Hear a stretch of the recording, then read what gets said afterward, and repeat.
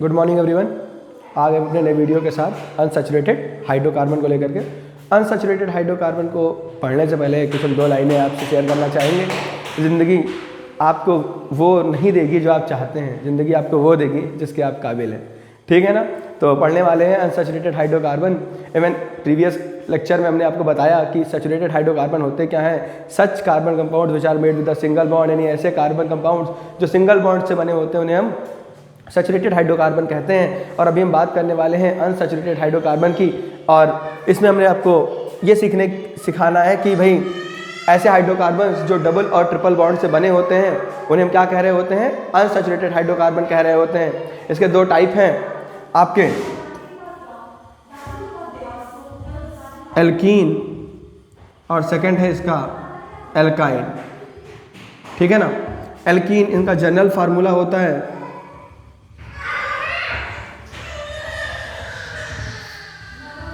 CnH2n और इनका general formula होता है CnH2n -2। इसमें जो सफिक्स यूज़ होता है वो होता है आपका इन, और इसमें जो सफिक्स यूज़ होता है आपका वो होता है आइन। ठीक है ना। तो दोनों के सफिक्स याद रखिए, जनरल फार्मूले याद रखिए, और फिर आप कंपाउंड क्रिएट करना शुरू कर पाएंगे। देखिए बात यह है कि जो भी अनसैचुरेटेड हाइड्रोकार्बन है आपके, इनके साथ कंडीशन ये है कि ये सबके सब डबल और ट्रिपल बॉन्ड बना रहे होते हैं। इवन मिनिमम 1 डबल बॉन्ड की रिक्वायरमेंट होगी। यहाँ पर कितना होगा, इस भाई एल्कीन में मिनिमम 1 डबल बॉन्ड और इसमें एक मिनिमम 1 ट्रिपल बॉन्ड का होना नेसेसरी है, तभी जाकर के कोई कंपाउंड एल्कीन या फिर अल्काइन होगा। ठीक है ना। तो हमने आपको इसका सफिक्स भी बता दिया। तो हम बात करते हैं पहले कंपाउंड की। तो अगर इस जनरल फार्मूले में आप 1 पुट करिए तो आप देखने को मिलेगा आपको कि CnH2 यानी C1 और H2 मिलता है। अब आप इस कंपाउंड को ड्रॉ करिए, फिर आप खुद देखेंगे कि अनस्टेबल है। आपको पता है कि कार्बन के आउटर मोस्ट शेल में 4 इलेक्ट्रॉन होते हैं, और इवन बॉन्डिंग करने के बाद अब आप देखिए कि बॉन्डिंग हो जाएगी तो 2 ही कार्बन की बॉन्डिंग हो पा रही है, लेकिन इस पर्टिकुलर कार्बन का ऑक्टेट नहीं कंप्लीट हो रहा है, जिसकी वजह से ये कंपाउंड क्या हो जाता है, आपका अनस्टेबल हो जाता है। और इसलिए मेथीन जो है एग्जिस्ट नहीं करता है, मेथीन जो है आपका एग्जिस्ट नहीं कर रहा होता है। हम बात करेंगे इसके सेकेंड कंपाउंड से। तो second compound it's mean 2H2 × 2, it's mean 2H2 C2H4 compound क्या होगा, C2H4। यानी हम बात करेंगे सेकंड कार्बन को हम बोलते हैं एथ, और डबल बॉन्ड लगने की वजह से इन, तो कंपाउंड बन जाएगा आपका एथीन। क्या बन जाएगा आपका कंपाउंड, एथीन बन जाएगा। ठीक है ना। एक स्ट्रक्चर भी ड्रॉ करके देख लेते हैं।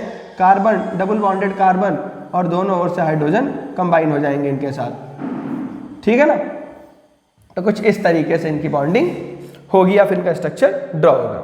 इसी पे आ जाते हैं, कंपाउंड जो ले लेते हैं। सिमिलर कंडीशन है यहाँ पर भी कि आपके जो एल्कीन के जैसे ही अल्काइन में भी पहला कंपाउंड एग्जिस्ट नहीं करता है। इनका जो पहला कंपाउंड एग्जिस्ट करता है वो होता है इथाइन। तो उसका हम फॉर्मूले में रख करके देखते हैं, C2H2 × 2 -2, तो आ जाएगा C2H4 -2, यानी C2H2 आ जाएगा। यानी इथाइन के लिए जो आ जाएगा एथ, और वाई यानी आइन, यानी जो सफिक्स यूज़ करते हैं ना एथाइन, वैसे यहाँ पर क्या यूज़ कर रहे थे, इन यूज़ कर रहे थे। तो ये कंपाउंड आपका बन जाएगा इथाइन। अब इनका स्ट्रक्चर अगर हम ड्रॉ करके देखें तो स्ट्रक्चर उनका कुछ ऐसे होगा। मिनिमम 1 ट्रिपल बॉन्ड की बात कर रहे हैं, तो होगा ये कि इन दोनों कार्बन के बीच में मिनिमम 1 ट्रिपल बॉन्ड एग्जिस्ट करेगा। तो आप देखिए हमने 1 ट्रिपल बॉन्ड एग्जिस्ट भी करा दिया, और बचे हुए बॉन्ड, यानी आप जानते हैं कार्बन को 4 बॉन्ड की ज़रूरत है। 3 ऑलरेडी कार्बन के साथ ही बन चुका है, तो और एक ही बॉन्ड जो बच रहा है वो हाइड्रोजन के साथ बनेगा, और इस तरीके से आपका कंपाउंड ड्रॉ हो जाएगा इथाइन। ठीक है ना। और ऐसे ही बहुत सारे सिमिलर कंपाउंड आप ड्रॉ कर सकते हैं। आप ट्राई करिएगा कि अप टू 5 तक आप ड्रॉ कर लें, और अगर 5 तक आप ड्रॉ करते हैं, ट्राई करते हैं, तो जिससे ये हो जाएगा कि आपको बेसिक इन्फॉर्मेशन जो है एल्कीन और अल्काइंस की हो जाएगी। ठीक है ना। तो इनको ड्रॉ करने की कोशिश करिए। और मैं आपको बता दूं, हम अपने नेक्स्ट वीडियोस जो भी हमारे आएंगे उनमें हम PYQ पे ज़्यादा डिस्कशन कर रहे होंगे। अभी हम फर्स्ट टाइम पहले सिलेबस को कवर करने की बात कर रहे हैं। सिलेबस जो है आपका हाइड्रोकार्बन जो नेसेसरी पार्ट है पहले हम उसे ओवर कर लेते हैं, फिर PYQ के साथ आपको प्रैक्टिस कराते रहेंगे। ठीक है ना। तो आप अनसैचुरेटेड हाइड्रोकार्बन को लेकर के इतने टर्म्स याद रखिए, और इनके बेसिस पे ही नए कंपाउंड क्रिएट करने की कोशिश करिए, आपको टर्म समझ में आ ही जाएंगे। ठीक है। तो अभी हम देख रहे होंगे कि भाई ये टर्म्स आपके ओवर हो रहे हैं, अनसैचुरेटेड हाइड्रोकार्बन। ठीक है ना।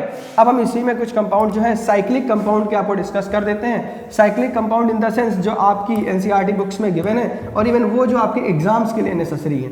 ठीक है ना। साइक्लिक कंपाउंड 2 ही तरीके के एग्जिस्ट करते हैं भाई, एक होंगे सैचुरेटेड साइक्लिक कंपाउंड, एक होंगे बेंजीन टाइप, ठीक है ना। एक होंगे सैचुरेटेड साइक्लिक कंपाउंड, एक होंगे बेंजीन टाइप। तो साइक्लिक कंपाउंड की बात कर लें,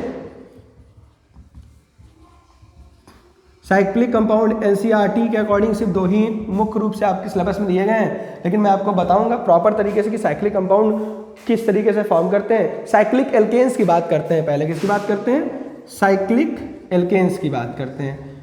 साइक्लिक एल्केन्स जनरल फार्मूला इनका होता है CnH2n, और ये मिनिमम 3 कार्बन से स्टार्ट होते हैं। किससे स्टार्ट होते हैं, मिनिमम 3 कार्बन से स्टार्ट होते हैं। 3 कार्बन इन द सेंस जैसे आप पॉलीगॉन पढ़ते हैं तो फर्स्ट पॉलीगॉन भाई आपका ट्रायंगल है, ठीक है ना, तो मिनिमम 3 साइड से स्टार्ट होता है। तो क्लोज फिगर जो है मिनिमम 3 साइड से स्टार्ट होता है, तो मिनिमम 3 कार्बन से ही साइक्लिक कंपाउंड्स भी स्टार्ट होंगे। चाहे आप साइक्लिक एल्केन की बात कर लें तो पहला है आपका 3 कार्बन है, तो आप पुट करिए value 3H2 × 3, it's mean C3H6। पहला साइक्लिक कंपाउंड ड्रॉ करिए, तो 3 कार्बन है तो कुछ इस तरीके से ड्रॉ होगा, कार्बन कार्बन कार्बन, और एवरी पोजीशन पर 2 हाइड्रोजन अटैच होंगे। इस तरीके से आपका पहला साइक्लोप्रोपेन ड्रॉ हो जाएगा। क्या हो जाएगा ये, साइक्लोप्रोपेन। तो हमने क्या ड्रॉ कर लिया बच्चा, साइक्लोप्रोपेन ड्रॉ कर लिया, ठीक है ना। तो साइक्लोप्रोपेन जो है मतलब ये है कि भाई साइक्लिक कंपाउंड और भी आप ड्रॉ कर सकते हैं। आपके सिलेबस में जो मोस्ट इंपॉर्टेंट है साइक्लोहेक्सेन, एक कंपाउंड ड्रॉ है एनसीईआरटी की बुक में, जिसको आपको पढ़ना है प्रॉपर तरीके से, क्योंकि वो एग्जाम के लिए नेसेसरी है और वो रिपीट हो सकता है कहीं ना कहीं, तो हम उसे ही कर रहे होंगे। इवन नेक्स्ट कंपाउंड जो होगा आपका, अब आप नेक्स्ट ड्रॉ कर सकते हैं, वैल्यू पुट करते जाइए, 4 पुट करिए, 5 पुट करिए और कंपाउंड्स क्रिएट करते चले जाइए, ठीक है ना। हम नेक्स्ट कंपाउंड ड्रॉ कर लेते हैं जो आपके सिलेबस में है और जो आपके लिए ज़्यादा इंपॉर्टेंट है, यानी C6H12 आप पुट करिए, तो ये हो जाएगा साइक्लोहेक्सेन। क्या नेम होगा इसका, साइक्लोहेक्सेन। और ये कंपाउंड इंपॉर्टेंट है, मोस्ट इंपॉर्टेंट कंपाउंड है, ठीक है ना। तो आप ड्रॉ करके देखिए, साइक्लोहेक्सेन कुछ इस तरीके से होगा, क्योंकि एल्केन है तो सिंगल बॉन्डेड होंगे, और जिस जगह पर ये वर्टेक्स टाइप की सिचुएशन बन रही है यहाँ पर कार्बन अंडरस्टूड होते हैं, और इसके लिए आप नोट डाउन भी कर रहे हैं तो भी सही है, नहीं नोट डाउन कर रहे हैं तो भी ये मान लिया जाएगा कि यहाँ पर कार्बन एग्जिस्ट करते हैं। इनकी बॉन्डिंग कर दीजिए कुछ ऐसे।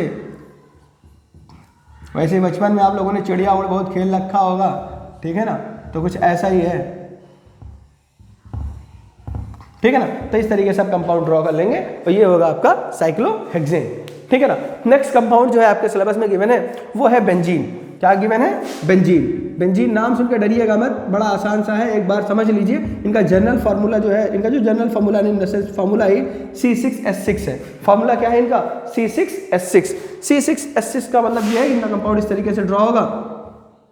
इनमें अल्टरनेट डबल बॉन्ड की बात होती है, किसकी बात होती है, अल्टरनेट डबल बॉन्ड की बात होती है। अब आप चाहें तो इनमें कार्बन हाइड्रोजन शो करे ना शो करे, दोनों कंडीशन में ये कंपाउंड बिल्कुल क्लियरली शो कर रहा है कि ये बेंजीन का स्ट्रक्चर है।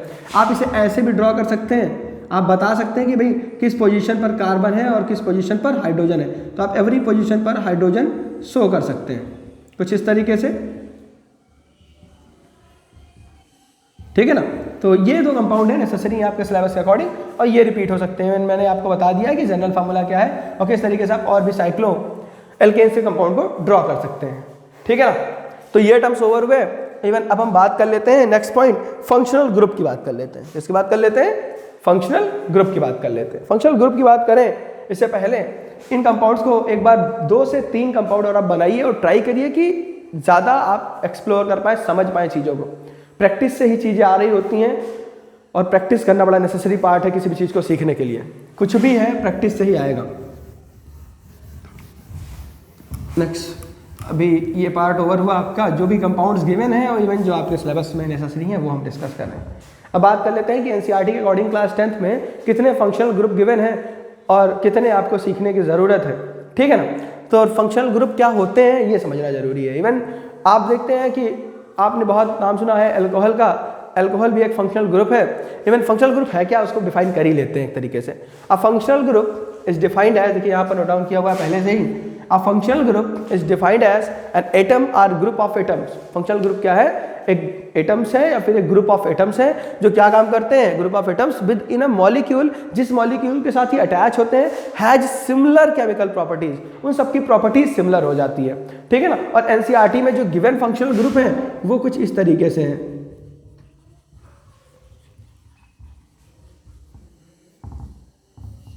पहला है आपका